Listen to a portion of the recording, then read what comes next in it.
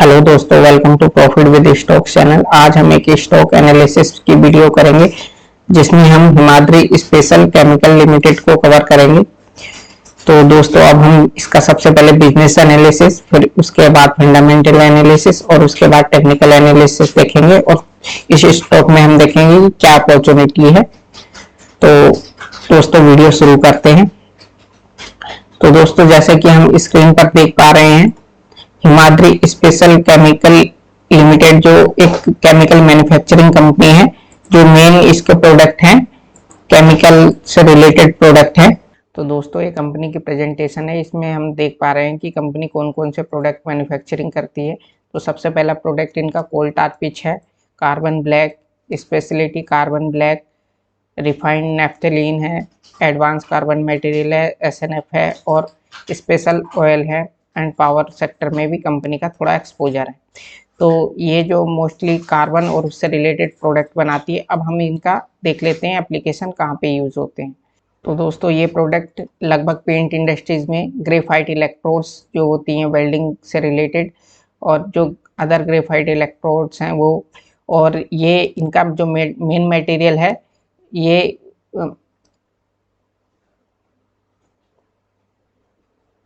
दोस्तों इनका main material carbon है, जो कि एमएस के अंदर मिक्स होता है, माइल्ड स्टील में मिक्स होता है, जिससे एंटी कोरोसिव प्रॉपर्टीज होती है। तो इनके मेन कस्टमर वेदांता और स्टील कंपनियां हैं और पेंट कंपनियां हैं।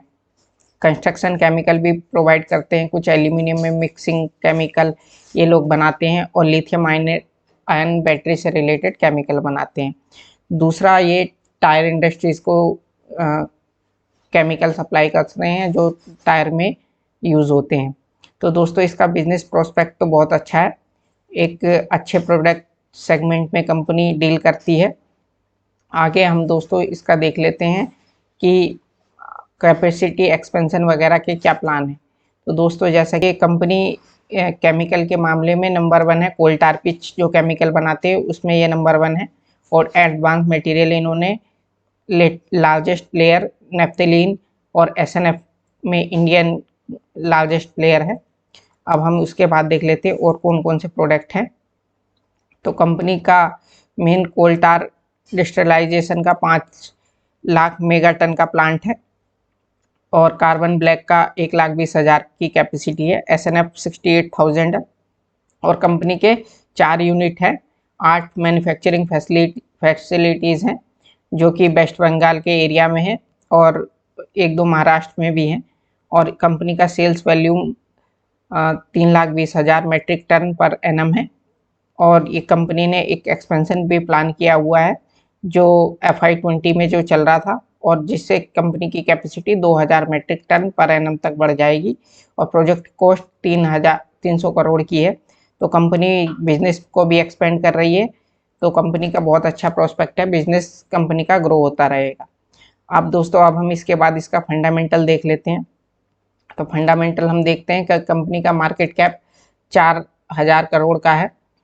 अभी करंट प्राइस 95 रुपीज़ चल रहा है, और ईयर के हाई लो के आसपास कंपनी ईयर हाई के आसपास ट्रेड कर रहा है। स्टॉक का पीई ज़्यादा है, पर अभी कंपनी का पीई ज़्यादा, हम देख लेंगे कि कंपनी ग्रो कर रही है इसलिए कंपनी का पीई ज़्यादा है। बुक वैल्यू से डबल पे ट्रेड कर रहा है।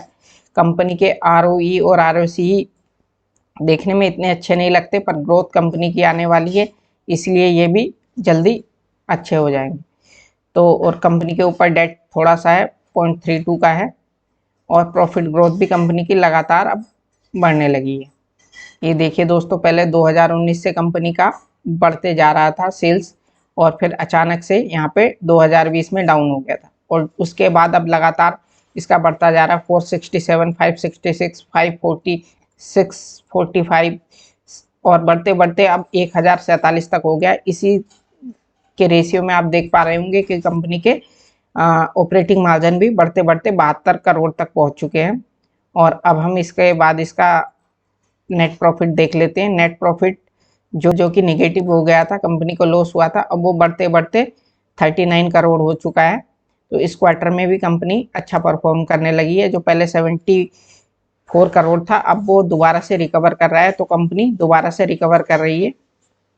अब यहाँ पर हम देख लेते हैं कि ईयर वाइज कंपनी का सेल्स कैसे ग्रो हुई है। तो ये सेल्स सबसे कम 2017 में थी और उसके बाद लगातार बढ़ते बढ़ते 3298 करोड़, लगभग 3300 करोड़ हो गई। ऑपरेटिंग प्रॉफिट भी अब दोबारा से राइज कर रहा है और ये बढ़ रहा है।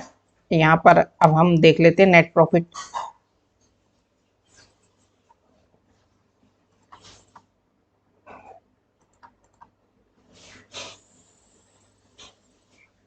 कंपनी की नेट प्रॉफिट में दोबारा से ग्रोथ आई है और ये बढ़ रहा है, अब 65 करोड़ तक पहुंच गया है।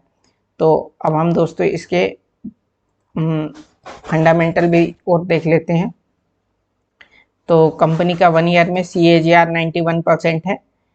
लगातार कंपनी ने मोमेंटम बनाया हुआ है। और अब हम इसका बैलेंस शीट देख लेते हैं।